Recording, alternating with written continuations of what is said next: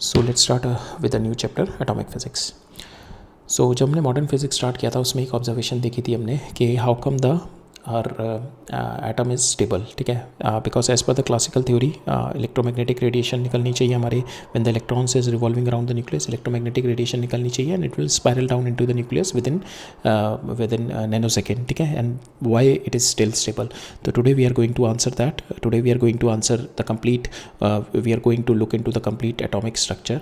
And to look into the complete atomic structure हमारे को जो बेसिक चीज़ें चाहिए थी that is all set, all ready up है. क्योंकि हमने जो लास्ट लेक्चर में डुअल नेचर ऑफ मैटर पढ़ा था that is fundamental to study the atomic nature, atomic structure which is there right now which we call the quantum structure. ठीक है, quantum model जो है हमारा, to understand that we need a dual nature of matter. ठीक है, उसकी understanding हमारे को बहुत सॉलिड चाहिए थी. And we need and to answer this question के why the electron is not been spiralling into the nucleus we need to have the idea of dual nature of matter. That means instead of thinking electron as a particle we have to think electron as a wave. ठीक है, then we could able to answer this question.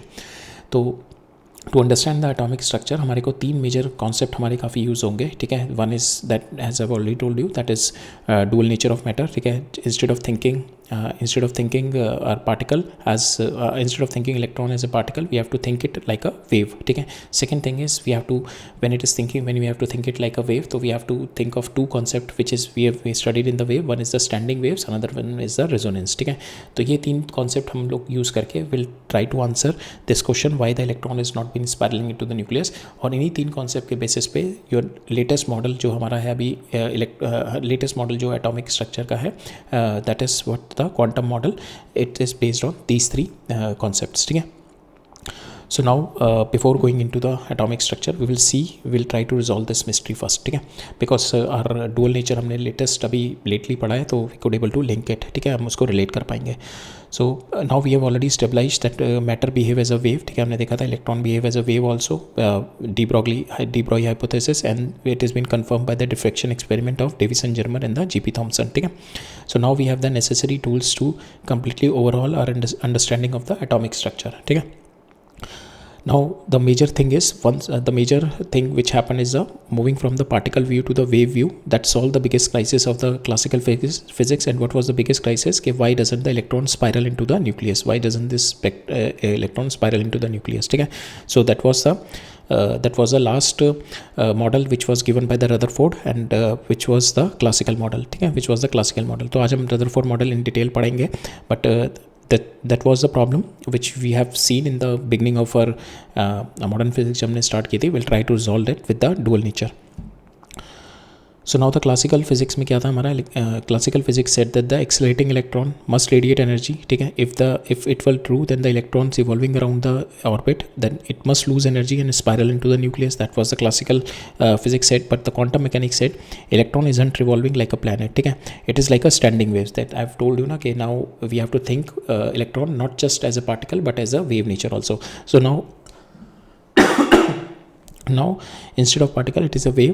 Now it is just moving as a standing wave. ठीक है, standing wave occupying the volume in the space. Standing wave by definition means it is a state of constant energy. ठीक है, standing wave हमारी जो होती थी that is a wave of our constant energy होती थी ना. ठीक है, that is a wave of our constant energy. The energy is not been dissipating. Energy is been within the volume. The energy is been constant. ठीक है, within the volume the energy is been there. It is not been dissipating around. ठीक है, so quantum mechanics say electron isn't revolving around like a planet, but it is a standing waves occupying the volume space. And the standing wave by definition is a state of constant energy. It does not lose the energy, so it does not radiate and it does not spiral into the nucleus. ठीक है, so that is what the quantum mechanics says. Now we will see why it is how come it is a standing waves, and how come it become a standing waves, and what is the phenomena, how the phenomena of resonance is coming into it. ठीक है, so the matter wave जो हमारा matter wave का जो concept है that is a secret why the atoms are stable. Standing waves क्या होती है? Standing waves is nothing but electrons. तो जैसे हमने स्टैंडिंग वेव्स देखी थी, if you pluck a guitar string तो हमारा जो हमारा क्या होता है, दिस जो स्टैंडिंग वेव्स जो बनती हैं that depends upon the resonance, ठीक है, and that is depends upon the length of the string, ठीक है, लेंथ ऑफ द स्ट्रिंग पे डिपेंड करता है। एंड इट टेक्स, ये जो स्टैंडिंग वेव्स बनती हैं टेक्स सर्टेन फ्रिक्वेंसीज ओनली, ठीक है, it will not take all the frequencies, it will take 100 fundamental frequencies जिस पे रेजोनेंस होता है, those frequencies only it is going to vibrate, and those frequencies is been restricted through the length, इस length से restrict होती है, ठीक है। नाउ अब इस लेंथ को now we will do it in the electron, electron के लिए हम ना क्या है, this is we make it a circle बना दो इसको, ठीक है, instead of this we make it a circle. Now if we make it a circle, now electron is been moving as a, now electron in an atom is not orbiting like the planet, but they are the standing waves trapped in the loop around the nucleus. So instead of that, this is my loop in which the electron has been trapped and it has been moving, it is doing a standing waves. And standing waves को होने के लिए, to make the standing waves there needs to be a resonance और constructive interference होना चाहिए। अगर यहाँ पे to get a proper standing waves, अगर यहाँ पे proper अगर we have seen the reason behind this standing waves is the resonance, ठीक है, just as a guitar string can vibrate only at the specific frequency that we have seen, electron can only exist in the energy level where the matter waves completely fit into the nucleus, ठीक है। तो जैसे यहाँ पे हमारा था ना, the length of the string decides के your frequencies, length of the strings was a barrier in that, ठीक है, that's a constraint length of the string. Here also this ये जो हमारा this is it's circle in which it is going to revolve, ठीक है। तो हमारा जो इलेक्ट्रॉन है, the circle in which it is going to move, so that circle का जो मेरा ये लेंथ होगी, तो सर्कल की जो मेरी लेंथ होगी which is my 2πr, which is the constraint in which the electron will do a standing waves, ठीक है, in which the electron will do a standing waves. ये अब कंस्ट्रेंट हो जाएगा हमारा, ठीक है। अगर रेजोनेंस होगा दैट मीन्स कंस्ट्रक्टिव इंटरफेरेंस होगा और सर्टेन फ्रिक्वेंसी मिलेगी when we have the proper complete loop बन रहा होगा हमारा, ठीक है। This complete loop is been forming, then only we will have the resonance and those fundamental frequencies will come, and this is been because of the length, ठीक है। Now same इसमें भी हमारा just like that, so same way electrons में भी only exist, electron में भी जो एनर्जी लेवल बनेंगे वो वही बनेंगे जहाँ पे जो इलेक्ट्रॉन का एट ए डिस्टेंस ये जो मेरा सरकमफेरेंस होगा, इस पे पूरी की पूरी स्टैंडिंग वेव्स बन रही होगी। अगर इस पे स्टैंडिंग वेव्स नहीं बन रही हैं, अगर इस तरीके से ओपन स्टैंडिंग वेव बन रही है, then will not have that energy level, हमारे पास वो एनर्जी लेवल नहीं होगा जहाँ पे एनर्जी हमारी पूरी की पूरी स्टैंडिंग वेव नहीं बन रही होगी, ठीक है। सो electron can only exist if in the energy level where the matter waves fit perfectly around the nucleus, ठीक है, जो मैटर वेव है हमारी that perfectly fits, ठीक है। तो ये आपके पहले वेवलेंथ हो गई, ये दूसरी वेवलेंथ हो गई, ये तीसरी वेवलेंथ हो गई, ठीक है। Now they are forming a standing waves, ठीक है। और वो स्टैंडिंग वेव्स कब बनेगी, when your matter wave is completely fits around the nucleus, ठीक है। so that leads to the origin of your quantum energy level, ठीक है, because हर किसी लेवल पे ये मैटर वेव्स आपकी completely फिल नहीं होगी। so for instance इसको समझने के लिए हम ये देखते हैं, imagine that you bend this string, ये जो string है आपने, you bend it into the circle around the nucleus, ठीक है, इसको around the circle आपने bend कर दिया। for a wave to exist in a closed loop without cancelling itself, it must meet itself after complete revolution, ठीक है। ये अगर ये आपकी, तो इसको it has to meet itself, ठीक है, ये पूरा करने के बाद it has to meet itself here, ठीक है। ऐसा नहीं है कि यहाँ पे जाके इधर हो जाएगी, then it is not going to meet and it's going to destructively interfere करेंगे, it is not going to it will die out, ठीक है। रेजोनेंस नहीं होगा, it will die out, ठीक है। नाउ रेजोनेंस किस में होगा, when it is going to meet itself perfectly after one revolution, जैसे यहाँ से स्टार्ट हुई, so it is going to meet itself perfectly after one revolution, पूरे उसके बाद it is going to meet itself perfectly, ठीक है। जैसे यहाँ पे ये वाली जो वेव है, it is not going to meet itself perfectly, ठीक है। ये वेव अपने पूरी it is not going to meet itself perfectly, then it is going to have the destructive interference, and this for this level will not be, this energy level will not be acceptable, ठीक है। वो energy level कौन सा acceptable होगा, जहाँ पे वो it will meet itself after one revolution, ठीक है, and it will do a constructive interference, ठीक है। so the circumference of the orbit, इसका जो circumference हो जाएगा, that is nothing but your 2πr, ठीक है। that 2πr constructive interference means n lambda, ठीक है। now this is nothing but, इसी से ही आपका जो बोर्स का सेकेंड पोस्टुलेट आएगा, the outcome of this phenomena is your Bohr's का सेकेंड पोस्टुलेट, ठीक है। बिकॉज यहाँ पे अगर लैम्डा का हम डी ब्रॉय वेवलेंथ डाल दें, तो 2πr is equal to n, lambda की जगह हम डाल दें h/p, ठीक है, mv। तो यहाँ पे अगर मैं mv ले जाऊँ तो mvr is equal to nh/2π। So this is what our Bohr का सेकेंड पोस्टुलेट, ठीक है। सो दिस स्टैंडिंग वेव्स का constructive interference plus our Bohr's का जो डी ब्रॉय का हमारा जो डी ब्रॉय की जो हमारा इक्वेशन थी, if we use them then it is the outcome is the Bohr's का जो सेकेंड पोस्टुलेट था कि your angular momentum is been quantised, ठीक है, so that we can get it, ठीक है। दैट इज़ क्लियर ना कि यहाँ पे जैसे कि हमारा स्ट्रिंग, जैसे हमने गिटार स्ट्रिंग का पढ़ा था, that constraint is this length, ठीक है। इस लेंथ में जितना केवल वो फ्रिक्वेंसीज आएंगी, ठीक है, जो रेजोनेट करेगी, ठीक है, वो फंडामेंटल फ्रिक्वेंसीज बनेंगी, और वो कौन सी बनेंगी, that is been restricted by our length, ठीक है। इसमें जितने लूप बन पाएंगे, ठीक है, डेट इज़ बीन रिस्ट्रिक्टेड, ठीक है। सेम वे अब इसको मैंने I just make it in a circle, ठीक है। अब इस सर्कल में जो मेरी इलेक्ट्रॉन की वेव बनेंगी, पूरी की पूरी वेव बनेंगी, दैट मीन्स ये without cancelling itself it must meet itself after one revolution, those only level of energies will be acceptable, ठीक है। if the circumference of the orbit is an exact integer of the multiple of wavelength, ठीक है, then the wave crest meet the crust, ठीक है, which is like this one, ठीक है, पूरा का पूरा complete हमारा meeting itself at its after the first revolution, this form a stable standing waves।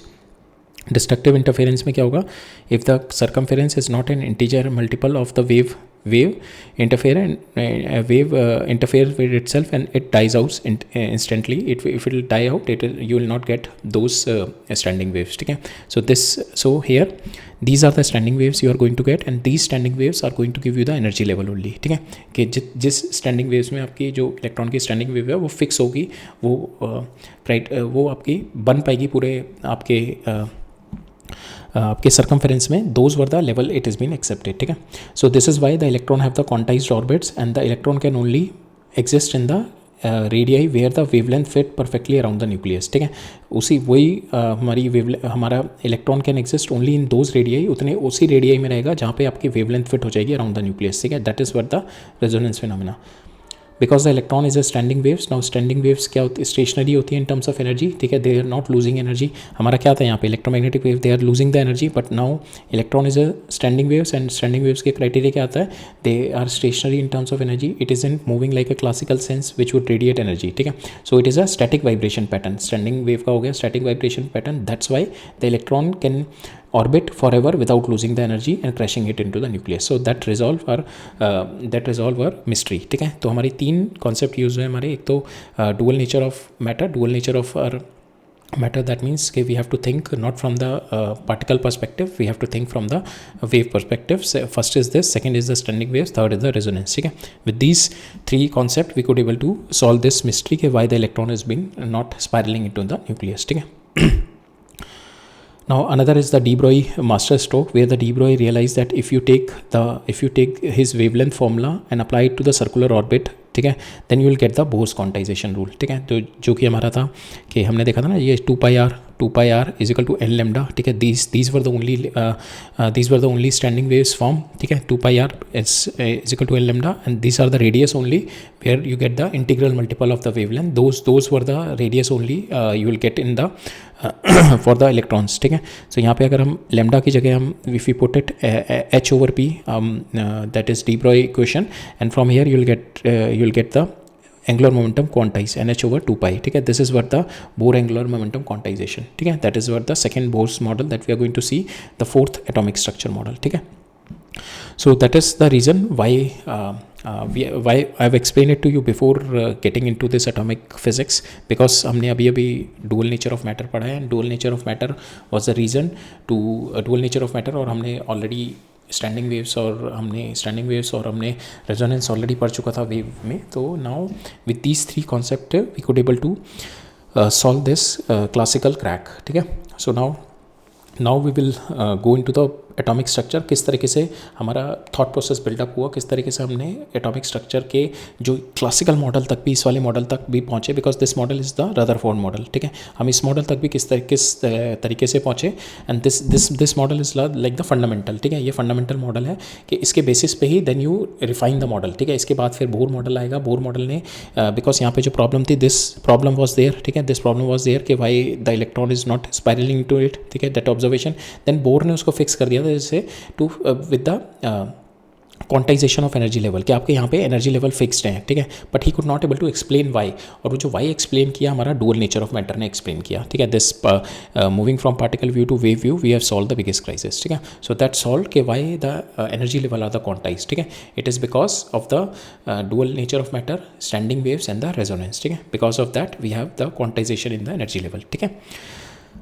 So this is so in today's lecture we are going to look into our Rutherford model, ठीक है। In detail we are going to look into the Rutherford model because this is the base of our atomic structure. उससे पहले भी हमारे थे, उससे पहले Dalton has given the atomic structure, then J.J. Thomson has given the atomic structure, but these we just take a cursory overview लेंगे इनका, we are not going to deep into it. This is the first classical model जिसके ऊपर काफ़ी जो which was quite near to our जो latest model है, ठीक है, उससे it was a first model. उसके बाद फिर बोर ने उसमें कुछ मॉडिफिकेशन किए थे, but he could not able to explain the why, and his model is not, it's model is limited to certain electrons only and certain like hydrogen like metals के लिए it was only hydrogen like elements के लिए it is there, it is not for any higher elements, ठीक है। and this model is limited, ठीक है, it is not generalized model. then latest model जो आज के टाइम पे चल रहा है that is quantum model which is being quite generalized, ठीक है। तो हम लोग के जो जेई के और नीट के इन डेप्थ हमारे को पढ़ना पड़ेगा, रदरफोर्ड पढ़ना पड़ेगा, एंड इन डेप्थ हमारे को बोर मॉडल पढ़ना पड़ेगा, ठीक है। और quantum model it is not there in our scope of view. Quantum model आप जब यूनिवर्सिटी फिजिक्स में जाएंगे, यूनिवर्सिटी में देखेंगे, there you have to go in detail in quantum model, ठीक है, right. So this much is clear. Now we will get into कि किस तरीके से हम लोग रदरफोर्ड मॉडल तक पहुँचे, and we are going to see the Rutherford model today, ठीक है। सो पहले हम बिफोर एटम्स के आने से पहले भी हमारे को सोचा जाता था कि मैटर जो होता है एवरीथिंग बिफोर एटम्स का कॉन्सेप्ट भी सोच पाना बड़ा मुश्किल है। वो तो आज के टाइम पे हमने इधर उधर से सुना हुआ है कि atoms are there, that is a tiniest thing, but if you think over 2000 years back the concept of atom was totally mystery. हर चीज़ जो दिखती थी like water flows, it seems like everything is continuous, ठीक है, and the air fills the gap, water flows, there is no such thing called the atom, everything was continuous during that time, ठीक है। Atoms का कोई concept नहीं था, but idea of the matter was there, ठीक है, but that idea was never been inquired, ठीक है। दो लोगों ने वो आइडिया दिया था एटम्स का idea in the past, in the ancient time. It was Indian school of thought था which is called the Vaisheshika school of thought. they have given the idea of atoms which they have told it like अणु परमाणु जो होते थे, अणु का idea उन्होंने दिया था वैशेषिका स्कूल ऑफ थॉट ने, ठीक है।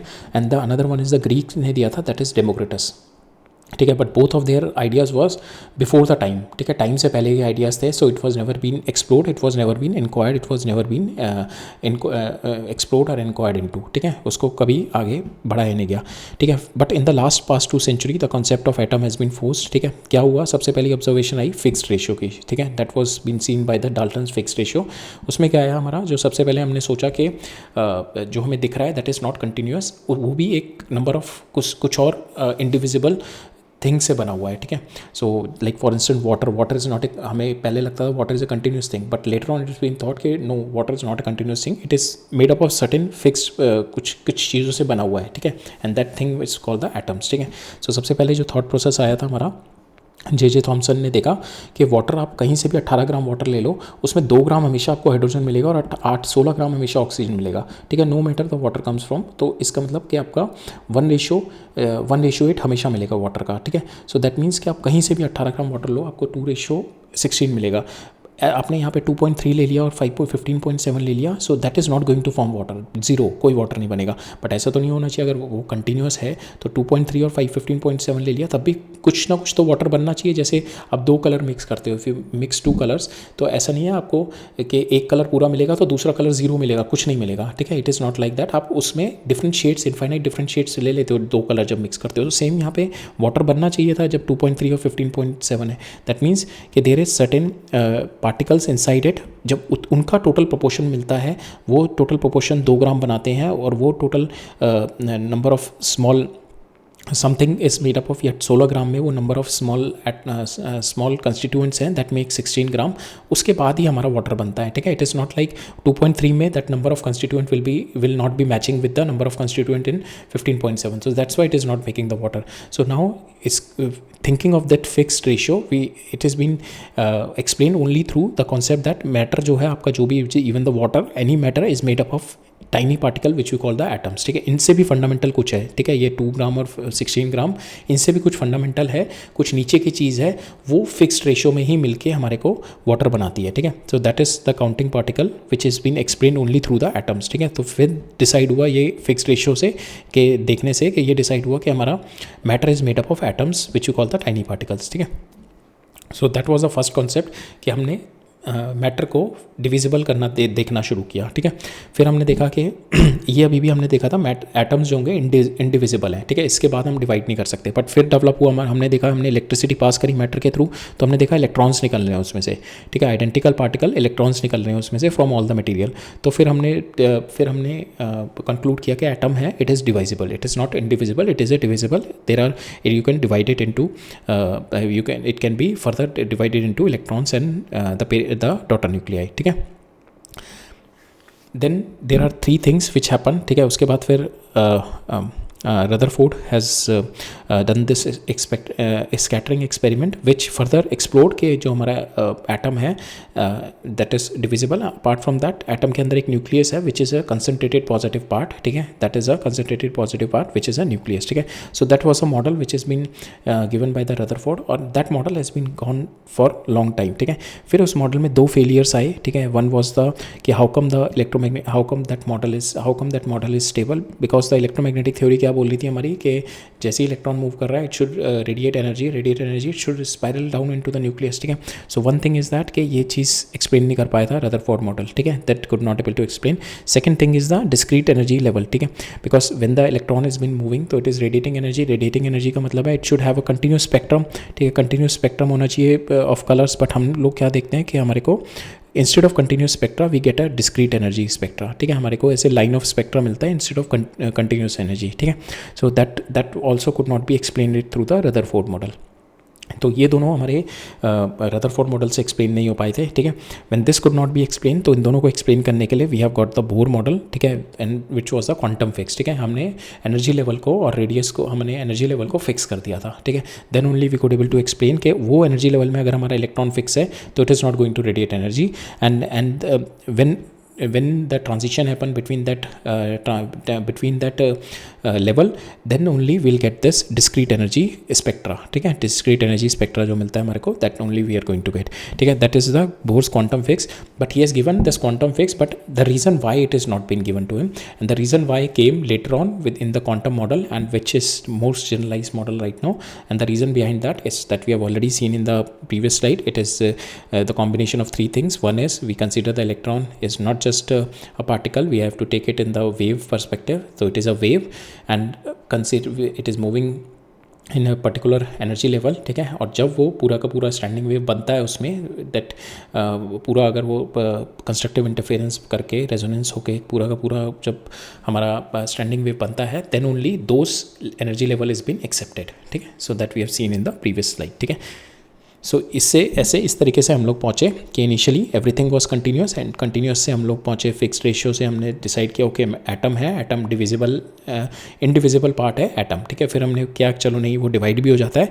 फिर रदरफोर्ड से हमने देखा कि वो डिवाइड उस एटम के अंदर इट इज़ नॉट जस्ट के जस्ट वन पार्ट ओनली, ठीक है, atom is further been divided into nucleus and the other part, ठीक है, that is been given by the Rutherford model. फिर रदरफोर्ड मॉडल में जो प्रॉब्लम आई हमारी इलेक्ट्रोमैग्नेटिक थ्योरी की वजह से, जो स्टेबिलिटी की प्रॉब्लम थी और एटॉमिक स्पेक्ट्रा की प्रॉब्लम थी, that has been resolve by the Bohr's quantum fix, ठीक है। नाउ हम slowly we are going to go into into details of our Rutherford देखेंगे हम डिटेल में, and the Bohr's we are going to see in detail, ठीक है। So atomic structure जैसे मैंने बोला, first started with the John Dalton, that with this fixed ratio, ठीक है, he has propose this model John Dalton, ठीक है, that atom every material is made up of atoms, और जो atoms हैं these are the indivisible constituents which is neither created nor destroyed, ठीक है। एक सेम एलिमेंट के जो एटम्स होते हैं, these are identical physically and chemically, ठीक है, डिफरेंट एलिमेंट के जो एटम्स होंगे they are different in the properties, ठीक है। And atom is stable and electrically neutral, ठीक है, atom is stable and electrically neutral, that was the solid sphere model given by the John Dalton, ठीक है।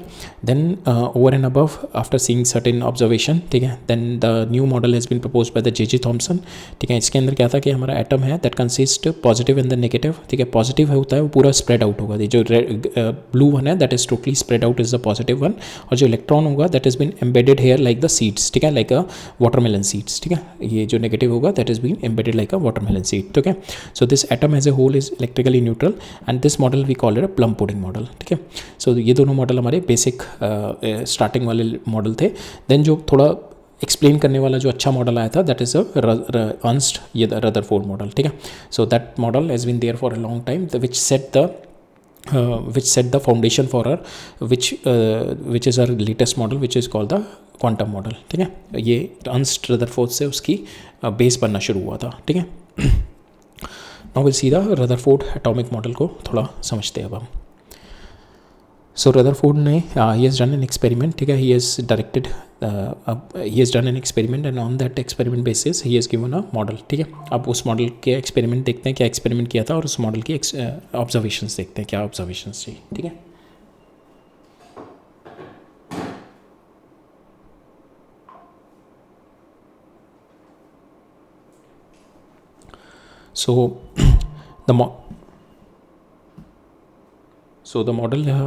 So the experiment he has done.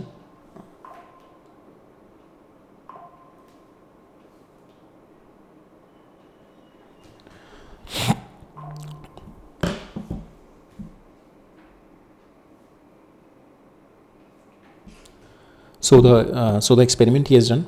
He has directed a beam of alpha particle through the thin metal gold sheet, ठीक है। तो there is he has directed a alpha beam of particle, ठीक है, through the gold foil. This is your gold foil, ठीक है, and it's alpha particle. He is bombarded this gold foil with the alpha particle, ठीक है। Alpha particle is 2 electron, ठीक है, it is a heavy particle and it is he is bombarding it with the thin metal foil of gold, ठीक है।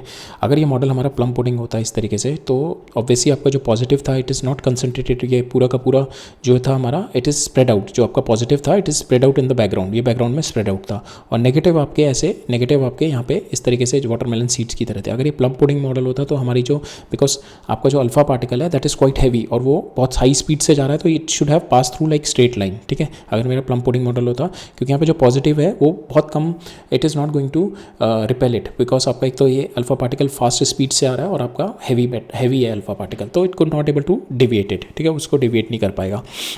But Rutherford ने क्या observe किया, there has been a जो अल्फा पार्टिकल थे, if he has observe the trajectories of those alpha particle and we have seen के some of the alpha particle pass through, some have got deflected, some have got minor deflection and there is a few which got 100% deflected like this, ठीक है।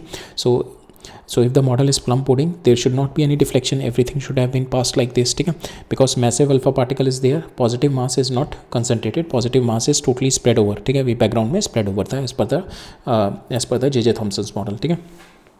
But जो हमने देखा है we have seen in the experiment कि हमारा जो alpha particle था, some of the alpha particle got deflected and few at a larger angle and even at the backward, ठीक है, इस तरीके से बैकवर्ड भी यहाँ पे गया और हिट करके बैकवर्ड आ गया, ठीक है।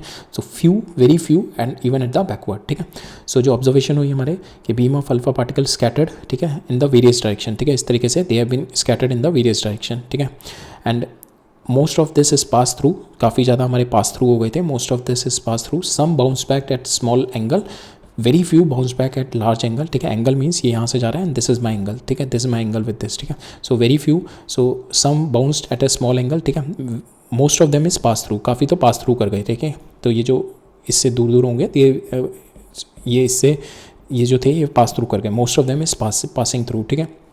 सम बाउंस बैक, कुछ एक जो हो गए ये वहाँ से बाउंस बैक कर गए, ठीक है, ये छोटे छोटे बाउंस बैक कर गए, not bounce back, some bounce at a small angle, ठीक है, स्मॉल एंगल पे हो गए, few bounce at a larger angle, ठीक है, ये वाले आपके लार्जर एंगल हो गए, few bounce at a larger angle, ये वाले आपके लार्जर एंगल हो गए, ठीक है, इस तरीके से लार्जर एंगल पे बाउंस हो गए एंड वेरी फ्यू एक आध जिसमें कहेंगे कि they just 100% 180 degree it turn back, ठीक है, very few it got 100 very few it got turn back at 180 degree, ठीक है. So this was the observation that he has got it, ठीक है. सो इससे क्या कंक्लूड हुआ हमारा कि अल्फा पार्टिकल एक तो पॉजिटिव है और एक हैवी है and it is moving with a very high speed. तो उसको 100% डिफ्लेक्ट करने के लिए या उसको लार्ज एंगल पे डिफ्लेक्ट करने के लिए हमारा कुछ जो कुछ एक अंदर हमारा जैसे एटम के अंदर कुछ चीज़ होनी चाहिए which should be heavier than the alpha particle. Then only अगर ये हैवी नहीं होगा then it will the alpha particle will never deviate at a larger angle. अगर ये हमारा जो न्यूक्लियस होगा अगर ये अगर हैवी नहीं होगा अल्फा पार्टिकल से then it will never deviate at the large angle. वो डेविएशन होगा उस पर माइनर डेविएशन होगा इधर की साइड में, ठीक है, इस तरीके से माइनर डेविएशन हो जाएगा. बट ये जो मेजर डिफ्लेक्शन हो रहा है वो नहीं होगा अगर ये हैवी नहीं होगा. तो पहले हमने कंक्लूड किया कि therefore it needs to have a strong, जो हमारा अल्फा पार्टिकल है पॉजिटिव और हाई स्पीड से मूव कर रहा है, so it needs to have a strong positive electrical repulsion होना चाहिए so that it could able to deflect at larger angle, ठीक है. एक तो पॉजिटिव डिफ्लेक्शन होना चाहिए and it should repel then only it is going to deflect at a large angle, ठीक है. नाउ कंक्लूड क्या हुआ कि हमारा सारा का सारा पॉजिटिव है जो कि हमारा हमने थॉमसन ने स्प्रेड ओवर किया था. Now here whole positive is been concentrated into which you call the nucleus, ठीक है. न्यूक्लियस में सारा का सारा ये पॉजिटिव मेरा कंसंट्रेट होता है.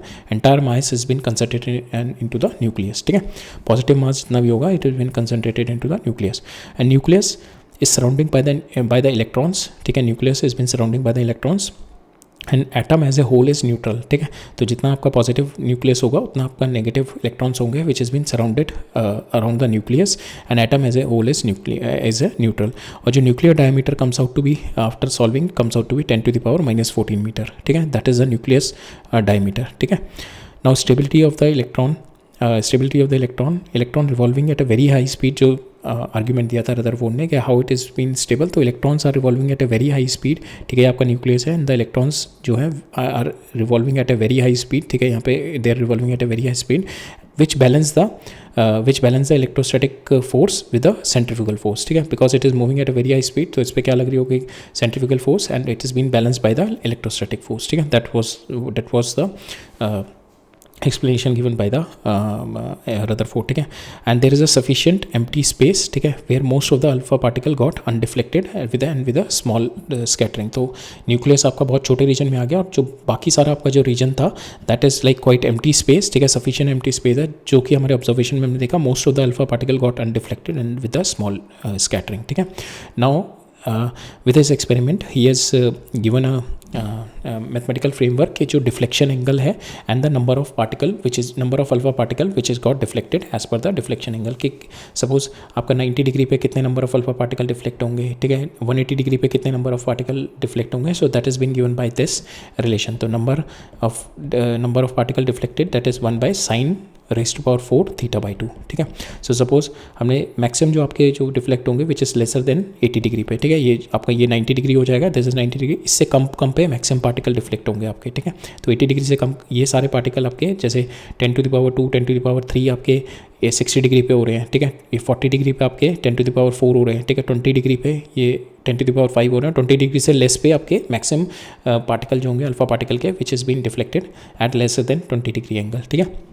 और आप जैसे इधर की साइड जाओगे जैसे जैसे आपका एंगल ऑफ ये 90 डिग्री है और जैसे आपका एंगल इधर की साइड में बढ़ता जाएगा मोर देन 100, 120, तो आपके number of electron reaches number of alpha particle which is been deflected उसका जो नंबर होगा that is been reducing down to very low, ठीक है. तो जो ग्रेटर देन 90 डिग्री जो होंगे हमारे दैट इज़ 8001, ठीक है. 8000 में से एक अल्फा पार्टिकल ऐसा होगा जो कि आपका 90 डिग्री से या 90 डिग्री से ज़्यादा पे डिफ्लेक्ट हो रहा है. That means it is deflecting like this, ठीक है. 90 डिग्री पे ज़्यादा का जिसका डिफ्लेक्शन हो रहा है. और जो रिबाउंड होगा that is occasionally, very occasion के जो यहाँ से गया और यहीं से रिबाउंड होके आ गया, ठीक है. दैट इज़ वेरी फ्यू और ओकेजनल ओनली, ठीक है. And the relationship between this number and this scattering angle it's been given by this, ठीक है, sin raised to power 4, right. Now we'll see the distance of closest approach which helps us finding this nuclei radius को निकालने का concept था एक distance of closest approach, ठीक है. तो यहाँ पे अगर हम देखें कि it is use to estimate the size, nuclear size को एस्टिमेट करने के लिए यूज़ होता है हमारा डिस्टेंस ऑफ क्लोजेस्ट अप्रोच। अगर इसमें देखें हमारी जो 1 और 2 हमारी जो है this is been going at a small deflection, ठीक है, ये स्मॉल डिफ्लेक्शन पे जा रहे होंगे, ठीक है। If you see they are at the small deflection. जो हमारा 3 होगा it is going at a larger deflection, ठीक है। एंगल क्या होता है, हम एंगल दिस एंगल, ठीक है, ये जो एंगल लेते हैं this is the angle, this is the angle, ठीक है, ये थीटा जो डिफ्लेक्शन है। तो नाउ जो 3 है मेरा लार्ज डिफ्लेक्शन पे जा रहा है। जो 4th है मेरा that is going head on with the nucleus, ठीक है, where he is going to face the strong repulsive force. तो it is going to get stopped, यहाँ पे स्टॉप हो जाएगा बिकॉज इस पर स्ट्रॉन्ग रिपल्सिव फोर्स स्टॉप, और यहाँ से पुल बैक हो जाएगा पीछे की साइड में, ठीक है। It is repel back at 180 degree. Now to Now we will use this 4th one to find out this R naught, that is the this अपना न्यूक्लियर साइज निकालने के लिए, ठीक है। तो व्हाट वी विल डू कि इसके पास जितनी भी काइनेटिक एनर्जी होगी जब ये स्टॉप हो जाएगा तो इसकी सारी की सारी kinetic energy will be converted into इस पोटेंशियल एनर्जी, ठीक है। तो एनर्जी कंजर्वेशन लगाएंगे। The whole kinetic energy at this 4 beam के पास जो होगा, जितने भी अल्फा पार्टिकल के पास जो काइनेटिक एनर्जी होगी at this 4, that whole will be converted into elastic potential energy, ठीक है। We can equate it kinetic energy of alpha particle k times that is 2 time E, that is alpha particle का आपका charge आ गया, Z times E, that is a charge of your nucleus, ठीक है। Z time is the atomic number into E, ठीक है, divided bye R not is this R not, ठीक है, दिस R नॉट, ठीक है। ये हमारी इलास्टिक पोटेंशियल एनर्जी आ गई बिटवीन टू चार्ज पार्टिकल्स, ठीक है। नाउ विद दिस हम R नॉट निकाल लेंगे। R naught comes out equal to आपका आ जाएगा K, this is your 1 divide by 4 pi epsilon naught K 2 ZE square divide by kinetic energy, ठीक है।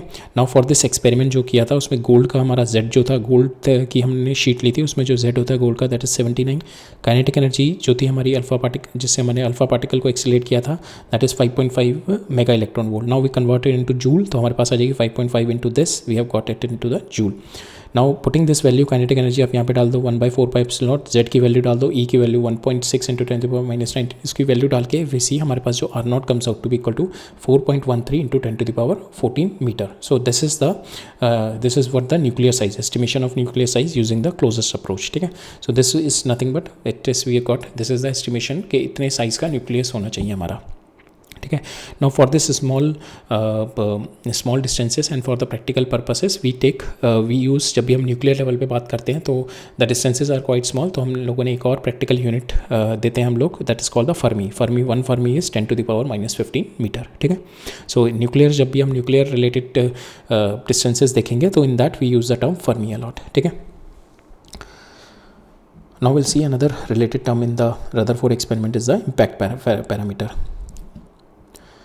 ठीक है। सो इम्पैक्ट पैरामीटर क्या होता है कि impact parameter is the perpendicular distance, this impact parameter is this perpendicular distance, ये जो परपेंडिकुलर डिस्टेंस है आपका वेलोसिटी का from the centre of your centre line जो आपका न्यूक्लियस की होती है, ठीक है। So this perpendicular distance is called the impact parameter, ठीक है। तो जितना आपका क्लोज होगा उतने चांसेस है आपके डिफ्लेक्शन के ज़्यादा, जितना ये दूर जाएगा दैट मीन्स उतना कम इसके डिफ्लेक्शन के चांसेस है, it will go out straight, और जितना ये क्लोज आएगा उतने चांसेस इसके ज़्यादा हैं कि deflect at a larger angle होगा, और जितना ये सेंटर के बिल्कुल पास आएगा, अगर इसका बी जो होगा ऑलमोस्ट टेंडिंग टू 0 हो जाएगा, then it is going to get 180 degree. जितना that b is impact parameter is related with your angle of scattering, ठीक है। that is what we see the relationship between scattering angle, this is your scattering angle and your impact parameter, ठीक है। so the trajectory traced by the alpha particle depends upon the impact parameter, ठीक है। जो trajectory होगी alpha particle की, whether it is going to go like this that is depend upon के center से ये जो distance है आपका velocity का जो direction है उसके बीच में how much is this distance, and this is what we call the impact parameter, that is a perpendicular distance of velocity of alpha particle from the center of nucleus, ठीक है। angle of scattering, this is your theta, that is your angle of scattering, which is a angle between the direction of approach and the direction of recede, किस direction में निकल गया, ठीक है। ये this is your direction of approach and after this repulsion it is going, this is the direction of your recede, ठीक है। इन दोनों के बीच में एंगल, अगर ये यहाँ से इस तरीके से डिफ्लेक्ट हो गया होता then this is your angle, ठीक है। और अगर ये यहाँ से जाके और इस तरीके से 100% 180 डिग्री रिपल बैक कर गया होता then it is 180 degree is the angle of scattering, ठीक है। now there is a relationship between angle of scattering and our impact parameter, that is the relationship is cot theta by 2 is equal to 2b divided by r naught, ठीक है। so that is a relationship between our so we'll not go into the derivation of it, so we'll just see the direct relation into it.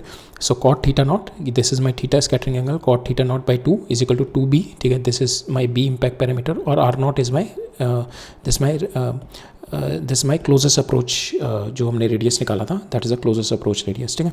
तो अगर हम closest approach radius हमने यहाँ पे निकाला है, फिर पुट दैट वैल्यू, ठीक है, ये वाली वैल्यू अगर हम पुट कर दें यहाँ पे, तो will get the relationship between b and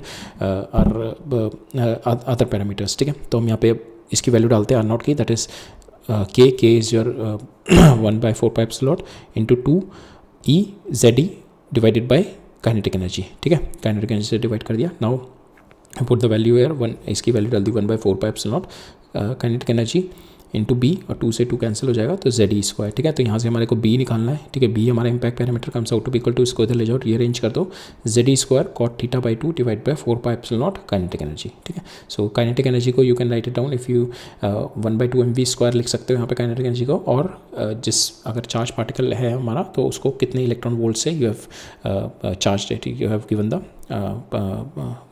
the kinetic energy, ठीक है। तो you can write it down E V also, half mv square also here kinetic energy को, ठीक है। So this is what the relationship between your angle of scattering and your impact parameter, ठीक है। तो impact parameter और angle of scattering में हमारा ये रिलेशन आ गया, B is equal to cot theta by 2 and this, ठीक है, राइट। सो अगर हम यहाँ पे b की वैल्यू 0 देखें, 0 मीन्स कि ये वाला, ठीक है। तो b की वैल्यू 0 मीन्स आपकी ये वाली वैल्यू आपकी cot theta by 2, this should be equal to 0, and here if this will get 0 when your theta comes out to be equal to 180 degree, ठीक है, because then it will be 90 degree, divide by 2 it will be 90 degree, cot 90 degree is my 0, ठीक है। now this was the first base level model जो कि हमारा दिया गया था इन टर्म्स ऑफ एटॉमिक मॉडल, ठीक है। सो नाउ जो ड्रॉबैक्स थे हमारे रदरफोर्ड के, that we have already seen. First is the electromagnetic theory, क्या कहती है आपका, एक्सलेटेड चार्ज है अगर आपका, ठीक है, the charge is accelerating here, ठीक है, तो क्या करेगा वो रेडिएट करेगा energy, and electron is having the centripetal acceleration, that means it is starting charge particle के पास अगर एक्सीलेट कर रहा होता है तो it is going to radiate energy, ठीक है। इलेक्ट्रोमैग्नेटिक वेव्स निकलती हैं उसमें से, अगर any charge particle is been accelerating, so it is going to lose energy continuously. When it's going to lose energy continuously, तो इसका रेडियस इसका धीरे धीरे डिक्रीज होना चाहिए इस तरीके से, and it should spiral into the nucleus and collapse, ठीक है। और वो क्यों नहीं होता, that we have already seen in the first part of our slide, ठीक है। That is the first drawback in the Rutherford atomic model theory. जो सेकंड था कि when the electron is been revolving around it continuously, ठीक है, जब ये continuously ऐसे रिवॉल्व कर रहा है तो we should get a continuous spectrum like this, इस तरीके से हमारे को कंटिन्यूस स्पेक्ट्रम मिलना चाहिए थे।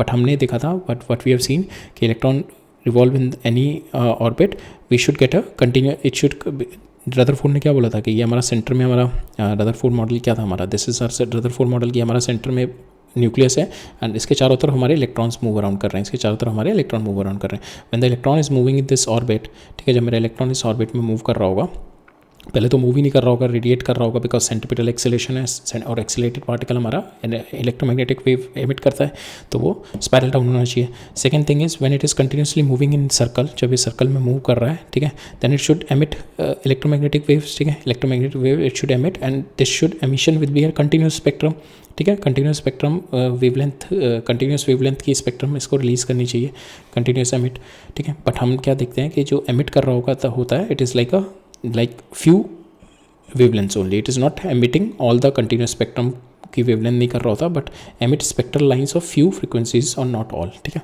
So that these were the two drawbacks which could not be explained with the Rutherford, and these are the two observation which led to the failure of our classical model, ठीक है। और उसके बाद जो fix आया था, the Bohr has done the fix of these two things by giving the idea of quantization, ठीक है,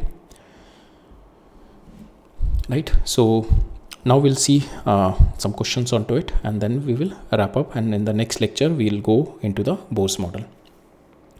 तो इसमें क्या करें हमारा, an alpha particle after passing through the potential difference this much falls on the foil, ठीक है। तो इससे मेरे आ जाएगी आपकी काइनेटिक एनर्जी आ जाएगी, ठीक है। atomic number of the silver is this much, we have to find out the kinetic energy of the alpha particle at the time of falling, we have to find out the kinetic energy of the alpha particle at the distance this, ठीक है। तो क्या होगा जब initially इसके पास, initially जब ये जा रहा होगा, so this is your suppose यहाँ पे it has to bombard here, ठीक है। तो जब ये यहाँ से जा रहा होगा तो इसके पास केवल काइनेटिक एनर्जी होगी, जैसे जैसे पास जाता जाएगा तो नाउ इसके पास इट इज़ ऑल्सो पॉजिटिव, इसका भी पॉजिटिव चार्ज है, तो जैसे जैसे पास आता जाएगा तो इसकी kinetic energy will B converting into elastic potential energy में कन्वर्ट होती जाएगी जैसे जैसे पास होता जाएगा, और एक लेवल के बाद जाके इसकी kinetic energy will get zero, और सारी की सारी kinetic energy will be converted into elastic potential energy, ठीक है, सारी की सारी इसकी kinetic energy elastic potential energy में कन्वर्ट हो जाएगी।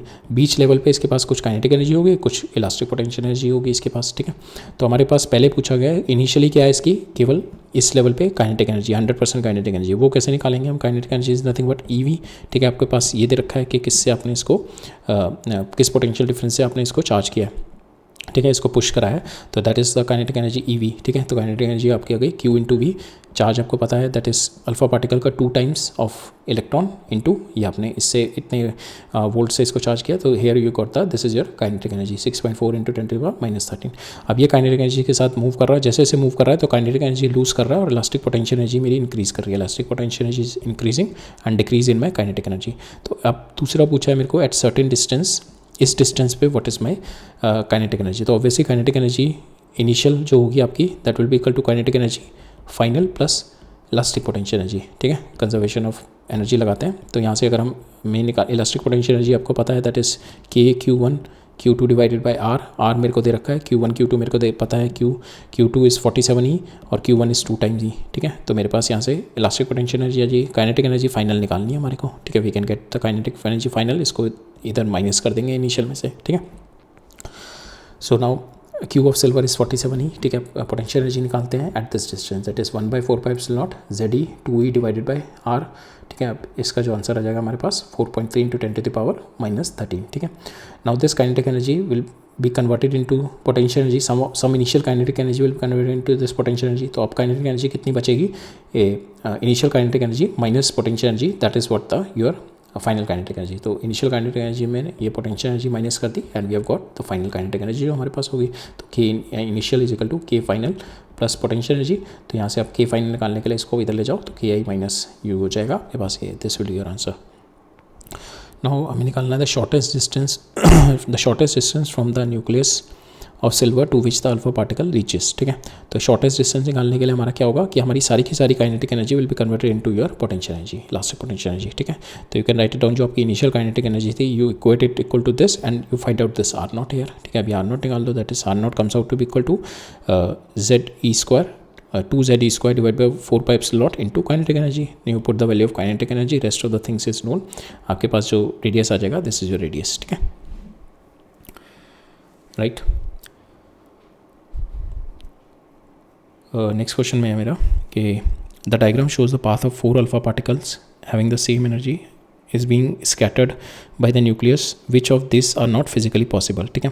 तो फिजिकली पॉसिबल हमारा ये वाला नहीं होगा because it shows the attraction towards it, ठीक है। हमारा जो होता है हमेशा it is always going to repel, this is showing the repulsion, this is showing the repulsion, this is showing the repulsion.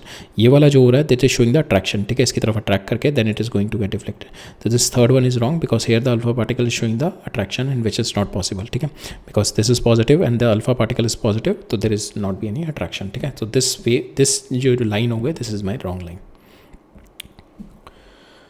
ठीक है। Will see this next question, I have the water then will discuss.